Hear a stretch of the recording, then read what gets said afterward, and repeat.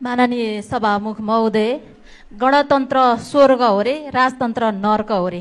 त्यही भएर रहेछ हाम्रो मुख्यमन्त्रीज्यू केही समय अगाडि राजा भएको देश दुबईमा अर्थात् नर्कमा बसेर आउनु भएको रहेछ।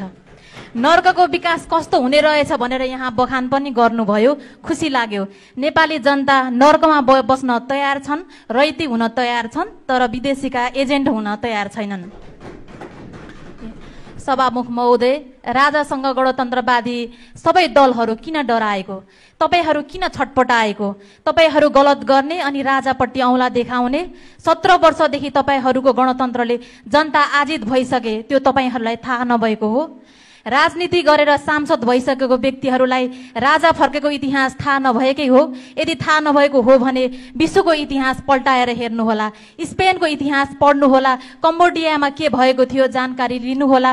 बेलायतमा राजा निरङ्कुश भए भनेरै चार्ल्स प्रथमलाई फाँसी चढाइयो, तर गणतन्त्रवादीहरूको व्यवहारले 12 वर्ष नपुग्दै विदेशमा बसेका राजाका छोरा चार्ल्स द्वितीयलाई राजगद्दीमा बसाए। त्यति मात्र होइन सभामुख महोदय, गणतन्त्रका नायिके हुँ भन्ने क्रमवेललाई जनताले चिहानबाट खोतलेर बाँकी रहेको अस्थिपञ्जरलाई फाँसीमा चढाए। जनताले चाहे भने के गर्न सक्छन् भन्ने कुरालाई हल्का रूपमा नलिनुहोला।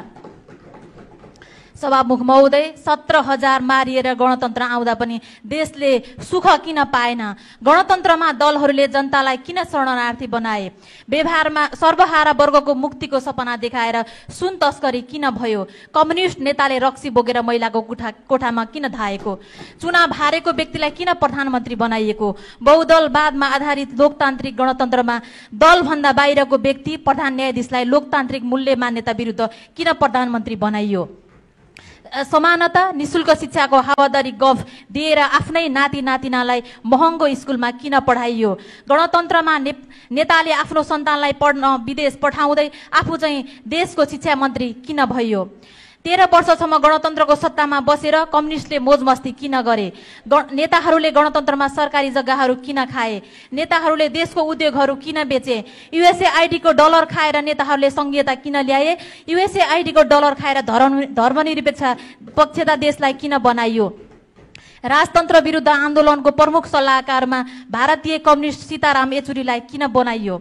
गणतन्त्रपछि देश छोड्नेको संख्या किन बढ्यो? गणतन्त्रपछि ग्रे लिस्टमा देश किन गयो?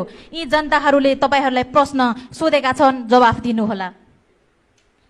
सभामुख महोदय, युवाहरू किन विदेश गएका छन् भनेर सरकारले छानबिन समिति बनाउने रे? युवा विदेश किन गए भन्ने यो सरकारलाई साँच्चै थाहा नभएको हो? देशमा भरपर्दो स्वास्थ्य व्यवस्था छैन, शिक्षा गुणस्तरीय छैन, रोजगारीको व्यवस्था छैन, अनि किन बस्ने देशमा युवा? नेताहरूले दिनको 3 पटक मासु खान पाउनु भयो रे, 10 वटा कोट सिलाउनु भएको छ रे। यसो भन्दै गर्दा अलिकति पनि अप्ठ्यारो लागेन होला? देशका युवा आफ्नो परिवार बालबच्चा पाल्न धौधौ भएर खाडी गएर श्रम बेचेर पसिना बगाउने, अनि नेताहरूले उनीहरूले पठाएको रेमिटान्सबाट तलब खाएर 3 चोटि मासु खाना पाएका छौं भनेर खुसी हुने। ती युवाहरूको आँसु लाग्छ तपाईहरूलाई। तपाईहरू गणतन्त्रका नाउँमा देश लुट्ने अनि जनताले तपाईहरूको जय जयकार गर्नुपर्ने।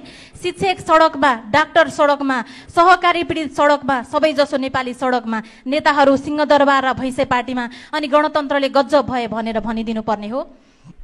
सभामुख महोदय, फागुन 25 गते एयरपोर्टमा उपस्थित भएको लाखौं जनताले तपाईहरूको गणतन्त्र नबुझेरै आएका होलान् कि ती नेपाली जनता नै होइनन्? जवाफ दिनुहोला। जनताको 30 वर्ष पञ्चायतमा बर्बाद भयो भनेको पनि सुनियो। 30 वर्ष पञ्चायतमा देशमा के भएको थियो भन्ने जानकारी नभएको हो। 14 अञ्चल 75 जिल्ला कसले बनायो? नेताले कि राजाले? नेपालमा भारतीय पाठ्यपुस्तकको रोक कसले लगायो? भारतीय सेनाको उपस्थिति नेपालमा कसले रोक्यो? जलस्रोतमा भारतीय हस्तक्षेप कसका पालामा रोकियो? पञ्चवर्षीय योजनाको सुरुवात कसले गर्यो? राष्ट्र ब्याङ्कको स्थापना राजाले गरे कि गणतन्त्रवादी नेताले? भूमि सुधारको व्यवस्था कसले गरे? सर्वोच्च अदालत कसले बनायो?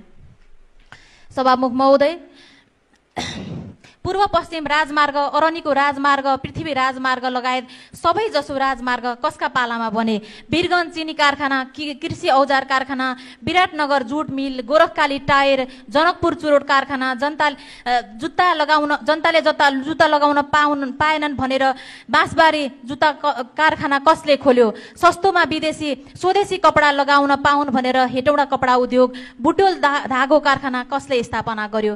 सिमेन्ट उद्योग, त्रिभुवन विश्वविद्यालय कसले सुरुवात गर्यो?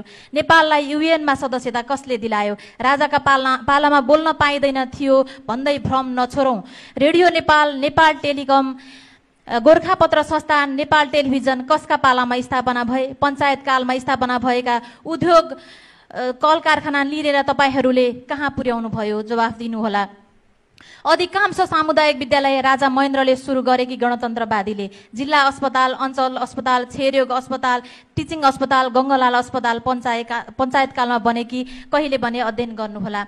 सभामुख महोदय, हिजो राजाका पालामा 60 जनामा 45 जना चप्पल नलगाएर भए पनि स्कुल जान्थे रे। अहिले गणतन्त्रका पालामा गाउँ-गाउँका स्कुलमा 5 जना पनि विद्यार्थी पढ्न गएका छैनन्। अनि यसलाई गणतन्त्रको उपलब्धिको रूपमा लिनुपर्ने हो?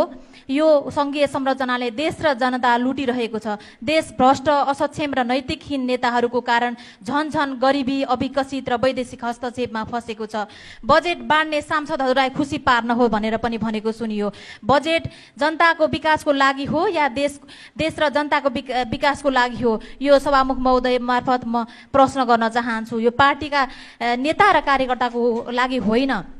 जुन देशले देश टुक्राउन संघीयता ल्याइदिएको थियो, त्यही देशको राष्ट्रपतिले अहिले नेपालको संघीयतालाई ठग भनिदियो। नेपालका नेताहरूलाई ठग भन्यो। अब कहाँबाट पैसा ल्याएर संघीयता चलाउने? 10 महिनामा 4 खर्ब सार्वजनिक ऋण उठाएको छ सरकारले।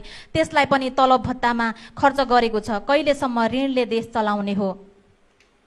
सभामुख महोदय, यो गणतान्त्रिक सरकारले विचारका आधारमा प्रतिशोध साधिरहेको छ। चैत्र 15 गतेको तिनकुने घटनामा शान्तिपूर्ण आन्दोलनमा सरकारले आतंक मचाएर जुन घटना घटायो त्यसको निन्दा र भर्त्सना गर्दछु। लोकतन्त्रको हुङ्कार लगाउने सरकारले फरक विचार र फरक आस्था राख्ने दलहरूलाई कार्यक्रम गर्न वञ्चित गर्दैन। यो लोकतन्त्र होइन सभामुख महोदय, यो त दलतन्त्र हो। यो दलतन्त्रको सरकारले फरक विचार राखेकै आधारमा निर्दोष व्यक्तिहरूलाई झुटा मुद्दा लगाएर प्रहरी हिरासत 58-59 दिनदेखि राखिरहेको छ। बाटोमा फालेर गुडिरहेको 2